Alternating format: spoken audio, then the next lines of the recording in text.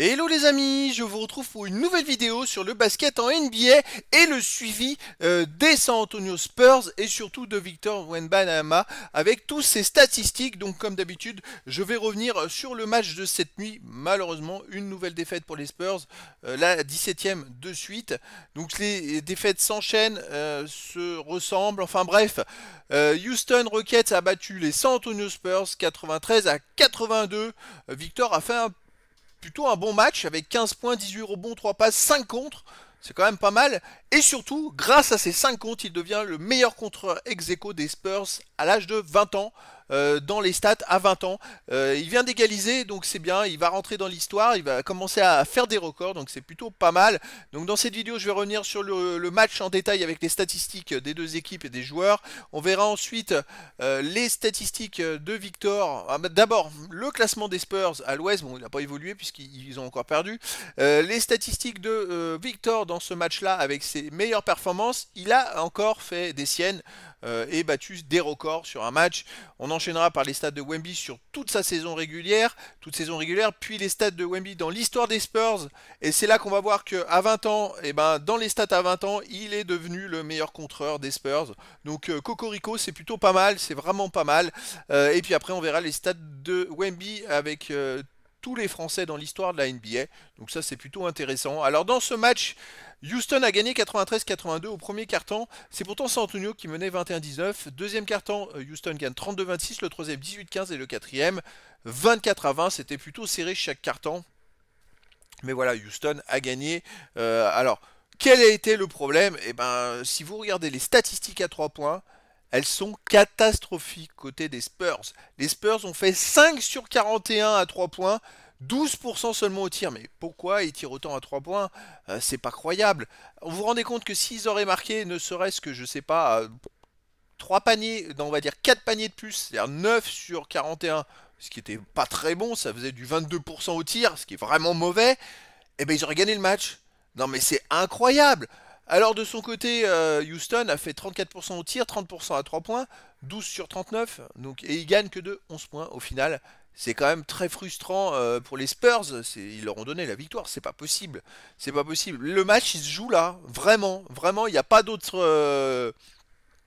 Il n'y a pas à aller voir ailleurs. Le match, il se joue là. Même en étant mauvais, ils auraient pu gagner ce match. Je parle en étant mauvais à 3 points. Là, en étant ultra mauvais, ils perdent que de 11 points au final. C'est bien dommage. On va aller voir les stats des joueurs individuellement. On a Van Vliet pour Houston avec 16 points, 6 rebonds, 5 passes. Qui c'est qui sort du lot? Jabari Smith, 9 points, 12 rebonds, 5 passes. Sengun, 15 points, 9 rebonds, 4 passes. Et puis je vois dans les remplaçants, on a Tari Eason, le sixième homme, 18 points, 14 rebonds. Il a fait un bon match, lui, vraiment. 8 sur 16 au tir en plus, il a 50% au tir. C'est vraiment une belle performance. De leur côté, pour les Spurs, on n'a pas grand-chose en fait. Keldon Johnson, c'est une catastrophe. Il fait 0 sur 9 à 3 points. David Vassell, il fait 1 sur 9 à 3 points. Ah, mais c'est pas possible, des stats pareils. Puis déjà, quand on tire autant, on se pose des questions. Je suis atterré. Quand je vois qu'il y a dans cette équipe un joueur comme Victor, qui proche du cercle, pourrait devenir l'un des meilleurs de la NBA, bah, il faut essayer de trouver des combinaisons, essayer de le trouver peut-être un peu plus. Enfin, je sais pas, moi je trouve ça hallucinant. Hallucinant. Donc bon, bah, ils sont pas prêts de gagner des matchs en faisant ça, les Spurs. Ouais. Bon, passons. Allez, on va voir le classement de la conférence Ouest. Donc ils sont toujours derniers avec 3 victoires et 19 défaites. Alors ce que je vous montre pas, c'est la conférence Est, où c'est pas mieux. Parce qu'il y a Washington, je crois qu'il y a 3 ou 4 victoires. Et Détroit qui a seulement 2 victoires depuis le début de la saison. Je crois qu'ils en sont à 19 défaites d'affilée. J'ai jamais vu ça, mais ils sont partis les deux équipes pour battre des records, hein. Alors en plus il y a Killian Hayes qui joue à Détroit. Les Français ils sont pas très. Et puis Bilal Koulibaly qui joue à Washington dans la troisième pire équipe. Je crois que les trois équipes sur les derniers matchs ont gagné un match sur 52. C'est assez hallucinant. Un match sur 52 avec ces trois équipes. On rentre dans vraiment des proportions incroyables. Alors les stats de Wemby dans ce match contre les Houston Rockets. Alors en plus ça jouait aux Rockets, hein, en plus c'était à l'extérieur, hein. 33 minutes, 15 points. 2 rebonds offensifs, 16 rebonds défensifs, c'est son record. Il bat l'ancien record qui était de 13 le 23 novembre contre les Clippers. 16, ben, il fait deux gros matchs, il vient de faire un match à 20 rebonds et là il en fait un 18, c'est quand même pas mal. 3 passes, aucune interception, 5 comptes, 5 ballons perdus, 3 fautes, moins 12 quand il est sur le terrain. Voilà, quoi dire, il fait quand même un match assez exceptionnel. Il fait 7 sur 15 de tir, il fait peut-être 1 sur 6 à 3 points. Mais comme je vous dis, il fait 6 sur 9 dans la raquette.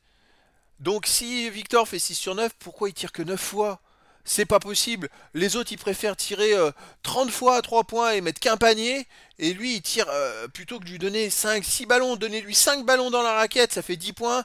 Et hop, et même donnez-lui 6 ou 7 ballons, ça fait 14 points. Et puis voilà, et puis derrière, le match, il est gagné. Enfin, je sais pas, c'est incroyable. Bon, bah, Victor, il fait quand même un bon match, hein, 15 points, 18 rebonds, 5 comptes, 3 passes décisives. C'est quand même monstrueux, franchement, pour un rookie, c'est exceptionnel. C'est pas ordinaire, hein. Allez, on continue avec les stats. Donc, cumulées sur sa saison, il en est à 18,8 de moyenne, 10 rebonds 6, 2 passes 6, une interception 2 et 2 contre 8. Je suis pas allé voir maintenant, mais il était dans les 4 premiers. Là, il a peut-être grappillé une place, il est peut-être troisième, hein, en tout cas au contre en NBA, mais c'est incroyable.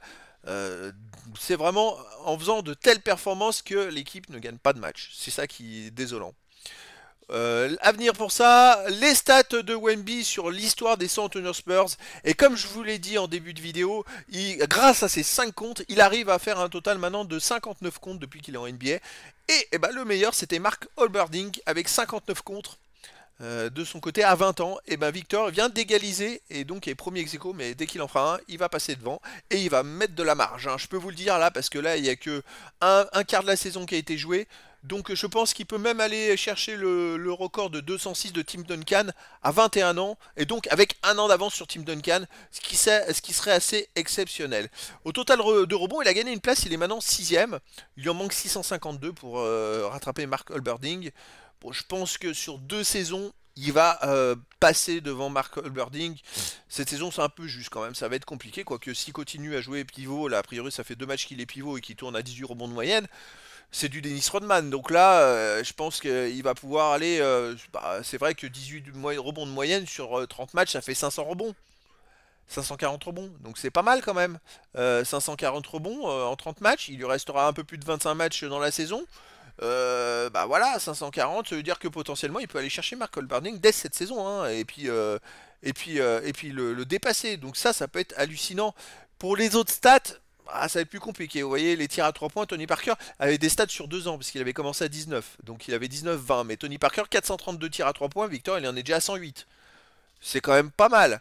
C'est-à-dire qu'il en est à un quart des tirs de Tony Parker, avec un quart de la saison à peu près. Donc, ça va être intéressant, hein, ça va être à surveiller. On va voir son évolution, mais bon, déjà, c'est top qu'il ait pris cette première place au contre. Et justement, maintenant qu'il l'incrémente pour distancer Mark Olberding et devenir vraiment, rentrer vraiment dans l'histoire. Voilà. Allez, maintenant on enchaîne avec les stats de Wemby dans l'histoire des Français en NBA. Alors ce sont des stats qui sont en mouvement puisqu'on a encore Nicolas Batum et Rudy Gobert qui sont actifs et qui jouent des matchs eux de leur côté et qui continuent d'être les meilleurs dans l'histoire des Français en général. Par exemple, Nico Batum c'est le meilleur à 3 points plus tir à 3 points tenté. Rudy Gobert meilleur au rebond offensif, rebond défensif, total de rebond et contre. Et donc c'est des stats qui vont s'incrémenter dans le temps. Mais là, Wemby de toute façon c'est le meilleur Français aussi à 20 ans dans les contres. Je crois que c'est Johan Petro qui était à 50, donc déjà il a plus 9. Faudrait que je regarde les écarts, que je rajoute les écarts. Quand Wemby voilà, il est premier, commence à mettre des écarts, mais il va vite rattraper tout le reste. Johan Petro par exemple c'est le meilleur au rebondeur offensif, il en est à 109. Il en était à 109 à 20 ans, et ben il en manque plus que 59, Victor. Donc dans 59 rebonds, il va prendre des petits records, il va en prendre à droite, à gauche, il va en prendre vraiment beaucoup. Ça va être à surveiller, donc je vous tiendrai au courant régulièrement de l'évolution, les amis.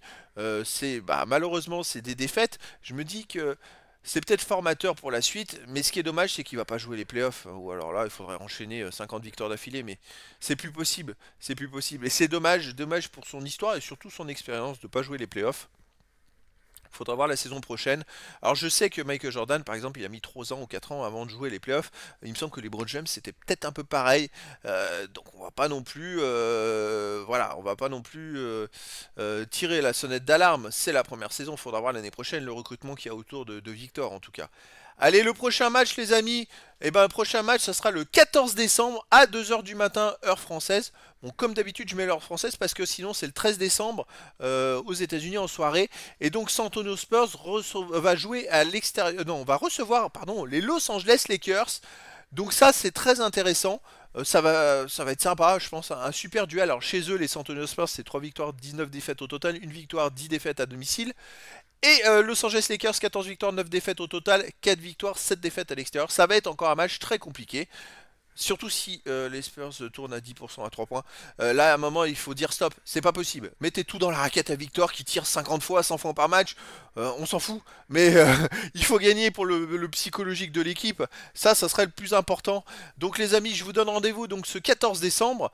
Et puis, pour la suite des aventures, où je vous ferai, comme d'habitude, une vidéo de retour de ce match avec les statistiques et toutes les mises à jour des stats de Victor dans l'histoire de la NBA. Voilà, les amis. Je vous dis à très bientôt pour une nouvelle vidéo.